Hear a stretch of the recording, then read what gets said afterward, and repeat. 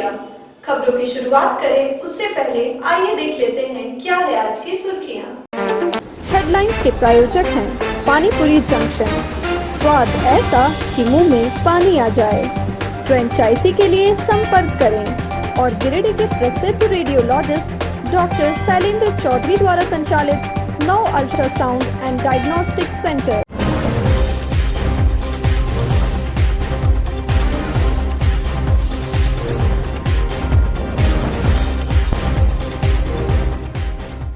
निमिया घाट में आभूषण व्यवसाय लूट कांड का पुलिस ने किया उद्भेदन, 4 अपराधियों को किया गिरफ्तार। लापता अंशु कुमार व चंदन का अब तक नहीं मिला सुराग, पुलिस लापता भाइयों के तलाश में जंगलों में चला रही है सर्च अभियान। बीएनएसडीएवी पब्लिक स्कूल एवं जायटेक समूह के चेयरमैन के द्वारा मिर्जागंज के बद्दीहा पंचायत में कोविड टीकाकरण का किया आयोजन। समूह के द्वारा जमुआ व्यवसायी के इलाज के लिए अंचलाधिकारी को सौंपा गया कई उपकरण। झारखंड सरकार का ई कल्याण स्कॉलरशिप पोर्टल बंद रहने से बीएड के छात्र परेशान, माले नेता से मुलाकात कर बताई अपनी परेशानी।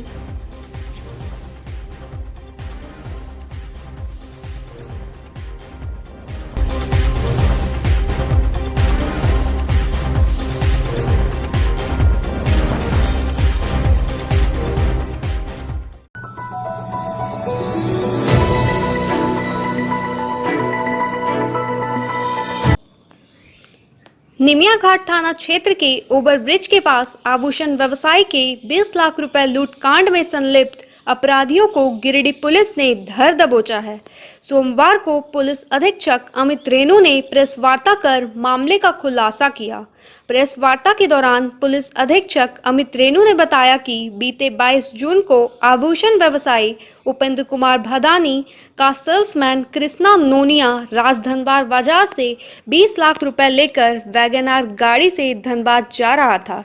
तभी निमिया घाट थाना क्षेत्र के ओवरब्रिज के पास 8 अपराधियों ने बुलेरो वाहन से ओवरटेक कर गाड़ी चालक और सेल्समैन को कब्जे में लेकर 20 लाख रुपए लूट लिया था। गिरिडीह पुलिस ने वैगनआर चालक सूरज कुमार शर्मा के फर्द बयान पर मामले दर्ज कर मामले का अनुसंधान शुरू किया और टीम गठित कर बाहरी राज्यों में छापेमारी कर लूटकांड में शामिल 4 अपराधियों मोहम्मद गुलजार उर्फ मोहम्मद बबलू, मोहम्मद शफीक, मोहन दास और मोहम्मद आफ्ताब को लूट की 3 लाख रकम और बुलेरो वाहन के साथ धर दबोचा है। उन्होंने बताया कि गिरफ्तार अपराधियों के निशानदेह पर अन्य 4 अपराधियों के धरपकड़ में पुलिस जुटी है।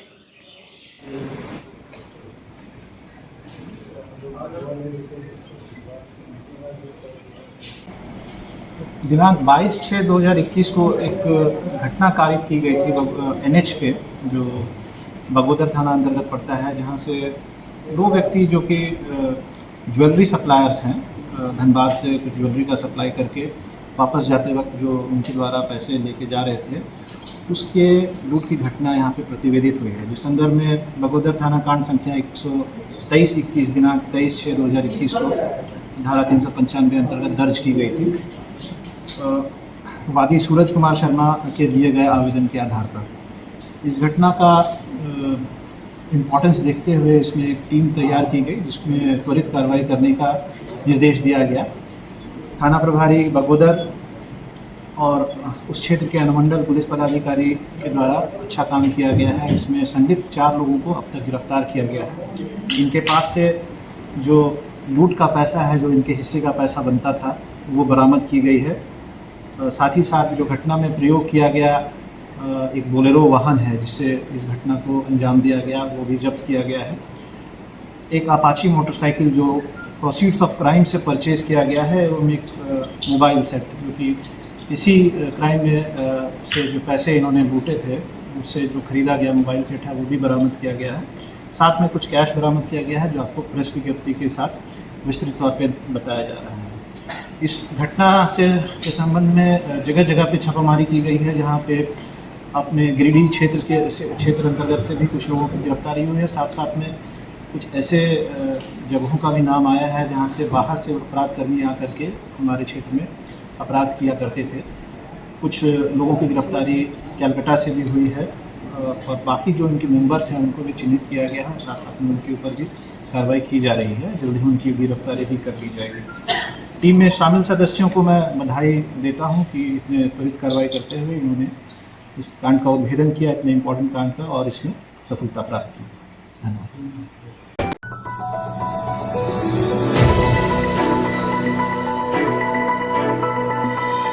झारखंड सरकार का ई कल्याण स्कॉलरशिप पोर्टल 10 फरवरी से बंद है, जिस कारण बीएड में नामांकन लेने वाले 4000 बीएड के छात्र छात्राएं स्कॉलरशिप से वंचित रह गए हैं।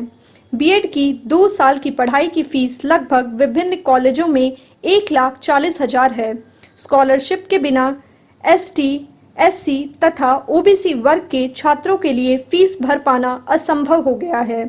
इस परेशानी को लेकर छात्रगण बहुत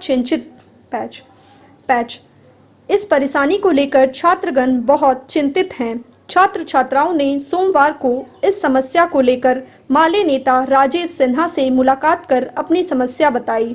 राजेश सिन्हा ने कहा कि स्कॉलरशिप भरने का मौका न मिल पाने से छात्र बहुत परेशान हैं।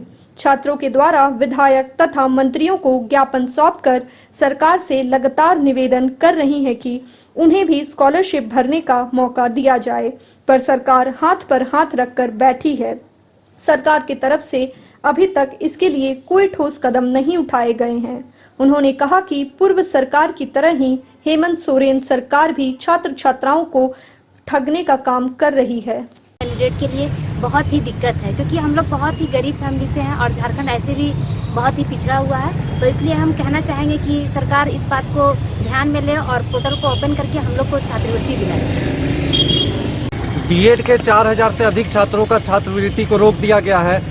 ई कल्याण पोर्टल जिसके माध्यम से सभी छात्र छात्रवृत्ति के लिए फॉर्म भरते थे, उसका आवेदन करते थे, उसको 10 फरवरी के बाद बंद कर दिया गया और उसके बाद भी 5-6 काउंसलिंग में बीएड के स्टूडेंट का नामांकन लिया गया, जिसके वजह से 4000 से अधिक छात्र जो है छात्रवृत्ति से वंचित रह गए हैं। हम लोग सरकार के खिलाफ पिछले 2 महीना से आंदोलन कर रहे हैं। सभी विधायकों से मिलकर के सभी लोगों को ज्ञापन भी सौंपे, मंत्री लोग से भी मिले, लेकिन फिर भी हम लोगों का जो डिमांड है उसको पूरा नहीं किया गया। ई कल्याण का पोर्टल को खोला नहीं गया।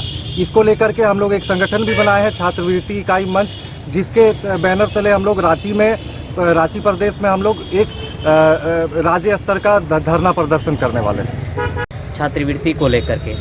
और जब आवेदन नहीं कर पाए तो हमारे कॉलेज में लगभग लोगों का स्कॉलरशिप आ गया, कुछ लोगों का नहीं भी आया और हम लोग तो एप्लीकेशन भर ही नहीं पाए, क्योंकि पोर्टल 10 फरवरी को बंद कर दिया गया और हम लोग का एडमिशन अभी जून लास्ट तक हुआ, जिसके वजह से हम लोग ये स्कॉलरशिप का आवेदन नहीं कर पाए।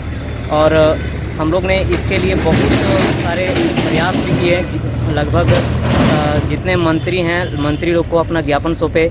पूरे झारखंड में 81 विधानसभा है, तो 81 विधानसभा सीट पर भी हम लोग एप्लीकेशन भेजे, चाहे उसमें से 40 से ऐसे विधायक के पास हम लोग खुद चल करके जा करके एप्लीकेशन दिए और जहां नहीं जा पाए वहां पे हम लोग ऑनलाइन माध्यम से भेजे। फिर भी हम लोग को सरकार किसी तरह का संज्ञान नहीं ली और सरकार अब अपने नीति के अनुसार कार्य कर रही है और हम लोग के ऊपर ध्यान नहीं दे रही है।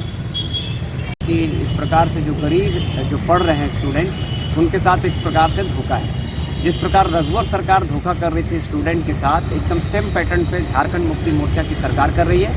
यदि आवाज़ सुन पाते हैं तो आवाज़ को उठाइए, क्योंकि 40 से 42 विधायक से ये जाके मिल चुके हैं। जब आप अपना काम कर लेते हैं, अपने छोटा वर्क को कर लेते हैं और बड़ा मीडिया में चला हाईलाइट होता है, फ्रंट पेज में आता है, तो ये बड़ा फ्रंट पेज में आने का मुद्दा है कि जो स्कॉलरशिप के बिना नहीं पढ़ पा रहे हैं या नहीं पढ़ पाएंगे, उनके बारे में भी सोचना आपका काम है, ना कि फिर वो रघुवर सरकार सोचेंगे। इसलिए तत्काल इस पर कार्रवाई करें, नहीं तो हम लोग भाकपा माले की तरफ से और स्टूडेंट विंग हम लोग का आयसा है, वो सारा अब कार्रवाई वगैरह सब समर्थन करेगा, जैसा कि हम लोग अभी बात भी करेंगे ऊपर से।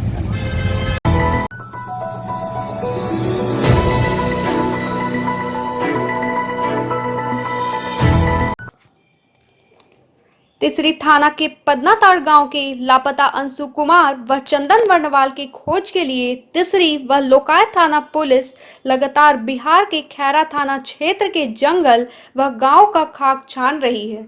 रविवार से ही डीएसपी मुकेश महतो दोनों भाइयों की तलाश में बिहार कुछ किए हुए है।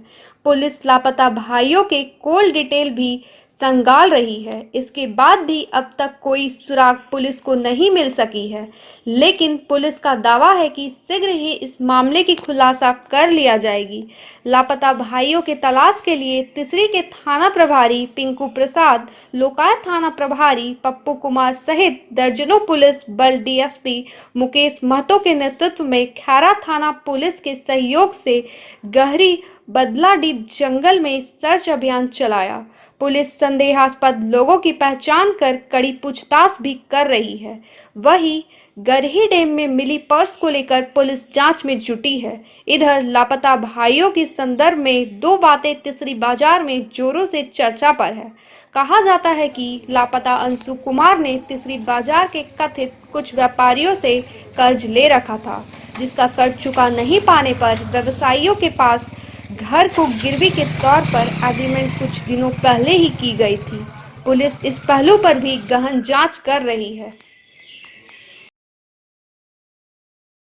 संदेश है यही, देखिए डोरंडा गया, डोरंडा से वहाँ से बातचीत किया, पहले टेंशन हो गया बेटा से, और वो टेंशन हुआ, उसके बाद बोला कि पैसा नहीं देंगे, अथी वाला डोरंडा वाला साजी, तब बोला अच्छा ठीक है नहीं देगा तो कल हम आ रहे हैं।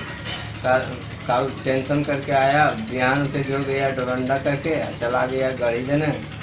क्या हुआ नहीं हुआ ये तो हम नहीं जानते हैं सर, कोई समझ में नहीं आ रहा है इससे हम क्या कर सकते हैं। नॉर्मल आदमी आपने और कोई चर्चा है कि शायद वो कोई मैंने कर्ज वगैरह भी आप लिए थे तीसरी से? लिए थे जरूर, तो कौन लिए, सब घर साइन उन सब कर दिए हैं सर। अब हम क्या कर सकते? कितना कर्ज था?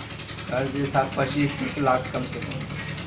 वो तो तीसरी के कौन कौन ऐसा व्यक्ति हैं जिससे आप लिए थे? नाम ना जानते हैं, बेटे लोग बताएगा सबके ठीक है।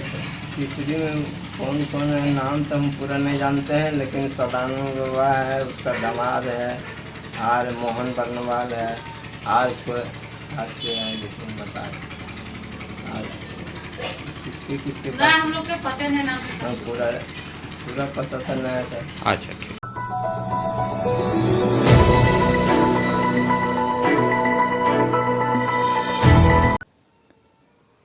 बीएनएसडीएवी पब्लिक स्कूल एवं जाइटिक समूह के चेयरमैन, समाज सेवी एवं प्रतिष्ठित उद्योगपति ज्योति कुमार साहा अपने पैतृक निवास स्थान मिर्जागंज के बड्डीहा 2 पंचायत क्षेत्र स्थित the Kristo Kumar Saha memorial charitable trust Saha Kothi परिसर में प्राथमिक स्वास्थ्य केंद्र मिर्जागंज के सहयोग से 1 दिवसीय कोविड-19 टीकाकरण एवं कोविड-19 उपकरण दान शिविर का आयोजन किया गया।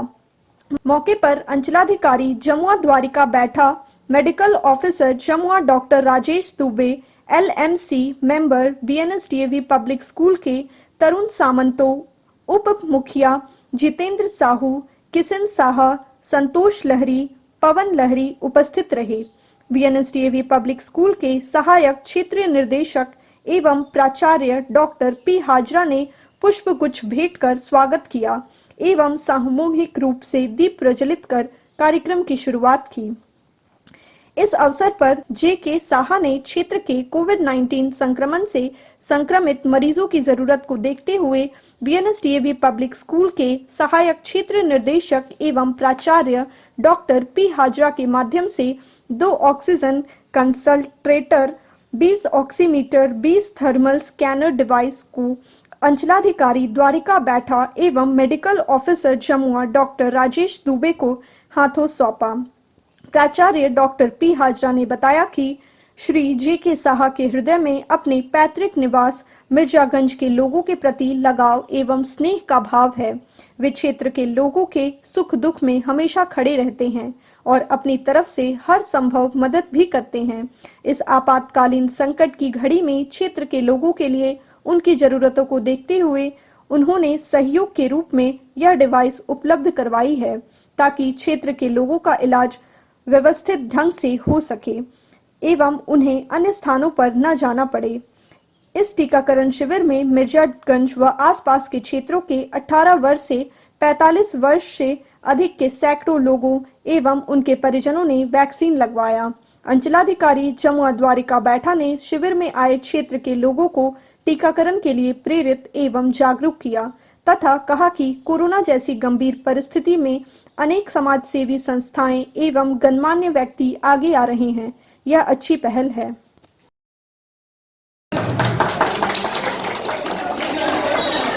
अनुरोध करता हूँ कि तरुण समाज के जैसे राजेश कुमार दुबे मेडिकल ऑफिसर जमुना को सम्मानित करें और जो भी भारतीय परम मित्र हैं इनके लिए जोरदार ताली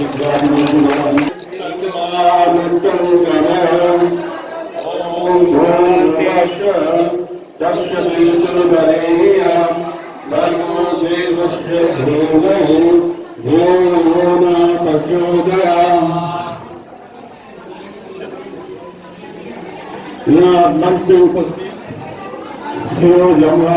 mister Dwarika Baitha ji, medical officer doctor Rajesh Dubey ji, मुखिया गंभीरा मिसेस सुनीता देवी, मुखिया medical personal Pravina Devi, LMC member और ड्यूटी शाखा परम मित्र डॉक्टर तरुण सामंत, हिंदुस्तान मीडिया से विजय चौरसिया जी, सुधीर कुमार सिंह जी, सुरेश कुमार जी, सबसे पहले सभी को हम स्वागत करते हैं। आज अच्छे दिन की शुरुआत हुई उनके में ज्योति कुमार साहब जो बद्रीनाथ साहब होते हैं, उनका इच्छा हुई कि मेरे जो पैतृक गांव है वहाँ पर वैक्सीनेशन कैंप लगाया जाए और ताकि यहाँ की जनता को दूर जाना ना पड़े। साथ ही उन्होंने सादा अस्पताल गिरिडीह में भी बहुत सारे सामान दिए थे, तो उनसे बात हुई थी तो उन्होंने कहा था कि मेरा जो पैतृक निवास है वहाँ पर भी मैं कुछ सामान भेज रहा हूँ ताकि वहाँ की जनता के लिए सुविधा हो, ऑक्सीजन का प्रबंध हो। ये जो कंटेनर भेजे हैं जो बहुत ही कीमत वाला है और इसमें किसी दिक्कत नहीं आएगी। ये आपके लिए भेजा गया है, 20 ऑक्सीजन भेजा गया है, 10 थर्मल स्कैनर थर्मोमीटर आप देखते हैं गमन की तरह होता है, वो भेजा गया और सबके लिए मास्क भेजा गया है। ज्योति कुमार साहब जी के आगे भी बहुत काम किया है। आपको पता है कि 21 साल में उन्होंने जमीन बिल्डिंग DMA कलेक्टर को दिया था, जिनका नाम है मियां साहब DMA। हेलो, अभी कहा DMA के नाम से मशहूर है, जहाँ से बच्चे पढ़ के देश विदेश सभी जगह काफी नाम किए हैं। हजारों बच्चे IIT मेडिकल और IAS करके स्कूल से निकले हैं। ये उनका बहुत बड़ा दान था, पूर्ण दान था गिरिडीह जनता के लिए। और इस स्कूल से गिरिडीह में झारखंड नहीं पूरा इंडिया के बच्चे यहाँ आके पढ़ते हैं, तो उन्होंने ये एक महत्वपूर्ण काम किया अपने जिला के लिए। तो आज आप लोग हेल्थ कर रख के आप लोग वैक्सीनेशन लीजिए। अगर आपको पता होना चाहिए कि कोरोना के समय में एक मात्र दवाई है वैक्सीनेशन। अगर आप वैक्सीनेशन नहीं लेंगे और कोरोना से पीड़ित हो जाएंगे तो आप अपने को खतरे में डालेंगे, आपके घर वाले को डालेंगे और गांव वाले को डालेंगे।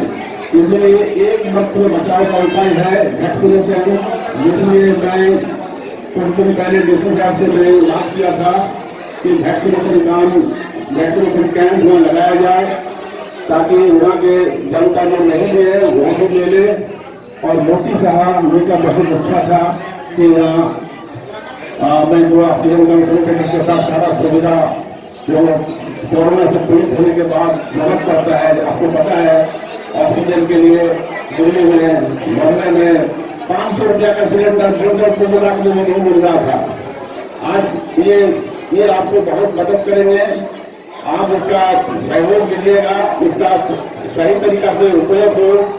इसलिए मैं डॉक्टर साहब से रिक्वेस्ट करूंगा, यहाँ का मुखिया से रिक्वेस्ट करूंगा, यहाँ के सीओ साहब से रिक्वेस्ट करेंगे कि ये सामान यूज हो, ये सामान पड़ा हुआ नहीं रह जाए और यह जनता भी इसको देख रेख करेंगे ताकि ये सामान गोदाम में ना चला जाए।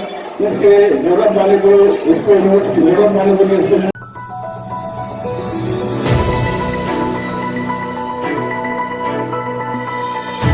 भारतीय जनता पार्टी के निर्देशानुसार श्याम प्रसाद मुखर्जी के बलिदान दिवस पर ओबीसी मोर्चा के प्रदेश कार्य समिति सदस्य संतोष कुमार गुप्ता ने अपने जन्मदिन के मौके पर सोमवार को बरगंडा स्थित आरएसएस कार्यालय में वृक्षारोपण कार्यक्रम का आयोजन किया। इस दौरान उन्होंने कार्यालय परिसर में कटहल, जामुन, अमरूद सहित कई औषधीय पौधों को भी लगाया। इस दौरान उन्होंने कहा कि वृक्ष पर्यावरण को बचा सकता है, इसलिए सभी लोग को अपने जन्म उत्सव या कार्यक्रम में पौधा लगाकर पर्यावरण को स्वच्छ और सुंदर रखने में अपनी सहभागिता निभानी चाहिए। मौके पर आशुतोष गुप्ता, ऋषि गुप्ता, राजेश जसवाल, उज्जवल गुप्ता, विशाल गुप्ता, अभिषेक कुमार, उमाशंकर चरण पहाड़ी आदि लोग मौजूद थे।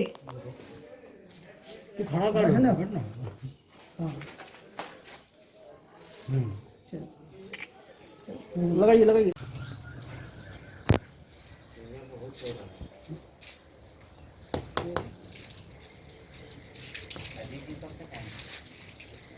श्यामा प्रसाद मुखर्जी के बलिदान दिवस पर उसी कार्यक्रम के तहत आज मेरा जन्मदिन है। उसी कार्यक्रम के तहत मैं भी वृक्षारोपण संघ कार्यालय बरगंडा में किया। वृक्षारोपण में कटहल का पेड़, जामुन का, अमरूद का और तरह तरह का पेड़ भी लगाए और 2 ठो इलायची का पेड़ लगाए, जो बहुत ही आनंद हुआ हमको लगाने में। बहुत ही अच्छा लगा कि आज इलायची का पेड़ संघ कार्यालय में लगाएं। और सबसे यही निवेदन करता हूं कि अपना कोई भी कार्यक्रम हो, जन्मदिन हो या सालगिरह हो, उस पर अपना कहीं पर भी वृक्षारोपण जरूर करें ताकि शहर का भी वायु ठीक रहे, ऑक्सीजन भी मिलता रहे और देश भी इससे आगे बढ़ेगा और सबको एक सम्मान मिलेगा कि यहाँ वृक्षारोपण किए हैं।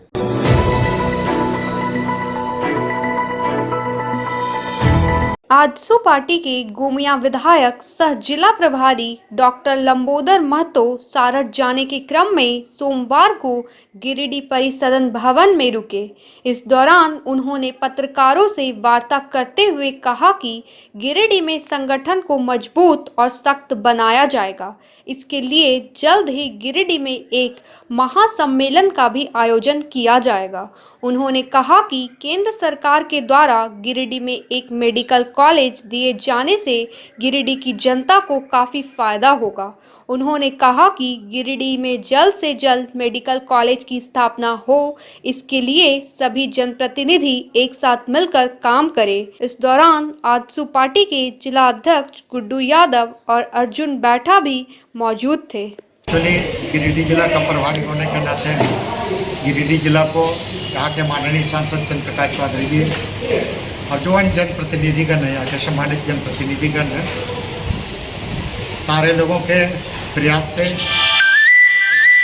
आकांक्षी जिला के तहत गिरिडीह में मेडिकल कॉलेज देने की स्वीकृति दी गई। अच्छा, निश्चित रूप से ये गिरिडीह जिला के लिए और गिरिडीह जिला के सभी सम्मानित नागरिकों के लिए बहुत बड़ा खुशी का विषय भी है और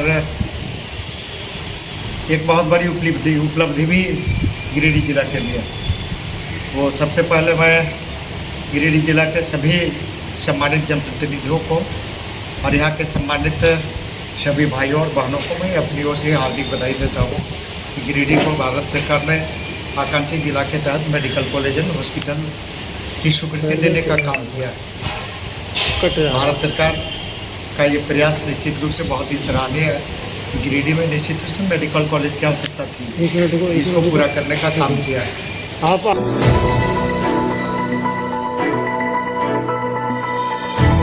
रविवार को अवैध खनता में दबकर एक मजदूर की मौत के बाद सीसीएल प्रबंधक हरकत में नजर आ रहा है।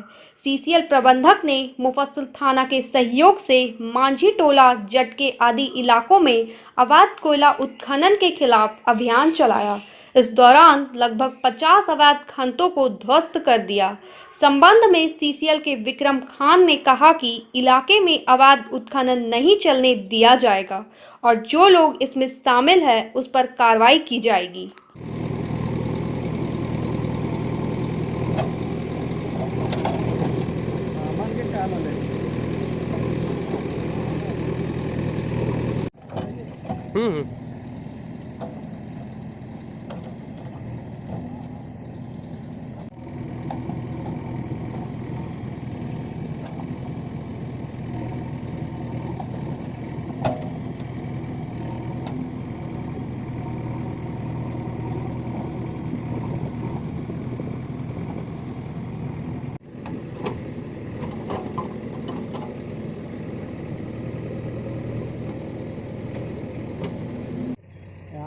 क्योंकि सीसीएल का काफ़ी लंबा क्षेत्र है, इसलिए लोग अवैध खनन की कोशिश कर रहे हैं और कहीं कहीं कर रहे हैं, जिसको जो है हम लोग एक बड़े बृहद स्तर पर जो है शासन की मदद से इसको हम लोग बंद करने की कोशिश कर रहे हैं और ये हमारा अभियान जारी रहेगा जब तक कि हमारा अवैध खनन बंद नहीं होगा। किन किन जगहों पर रोजनिंग हो रहा है सर?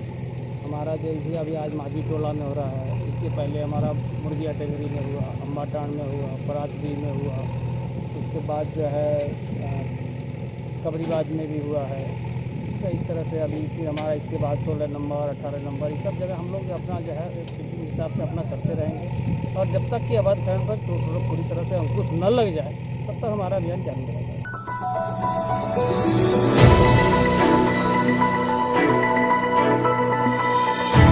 सामुदायिक स्वास्थ्य केंद्र देवरी में प्रभारी चिकित्सा पदाधिकारी डॉक्टर सत्येंद्र कुमार सिन्हा के निर्देशन में तिलैया और जगसीमर क्लस्टर के सभी सहिया को 1 दिवसीय प्रशिक्षण दिया गया, जिसमें मुख्य रूप से सभी सहिया को हेमोग्लोबिन जांच, बीपी जांच, ग्लूकोमीटर से शुगर जांच, प्लस ऑक्सीमीटर से ऑक्सीजन लेवल का जांच, थर्मामीटर से तापमान माप कर बुखार पता लगाना आदि चीजों पर विशेष चर्चा किया गया। साथ ही बारी बारी से एक दूसरे पर डेमो करके भी दिखाया गया और बारीकी से समझाया गया। उक्त संबंध में प्रशिक्षक बीटीटी अजय कुमार वर्मा ने बताया कि इस तरह का प्रशिक्षण सहिया लोगों की इसलिए दिया जा रहा है। मौके पर प्रशिक्षण BTT Stella Hansda, CHO Alka Soren, BPM Amit Kumar Sinha मौजूद थे।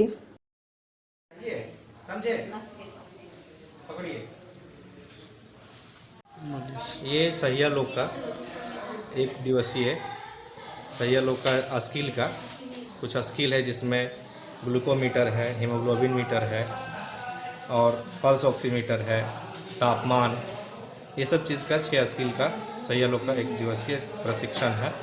इनमें सहिया लोग को सिखाया जा रहा है ताकि ये अपने गांव में लोगों को जांच कर सके और उसको जो लोगों को बीपी में हाई मिले, चाहे ग्लूकोज वाला मिले, शुगर वाला मिले, तो उन लोग को HSC या PHC डॉक्टर के पास भेज सके, उसका सही इलाज हो सके। आज के बुलेटिन में बस इतना ही। ताज़ा तरीन खबरों को आप समृद्धसमाचार.com पर पढ़ सकते हैं। दीजिए हमारी पूरी टीम को इजाजत। नमस्कार।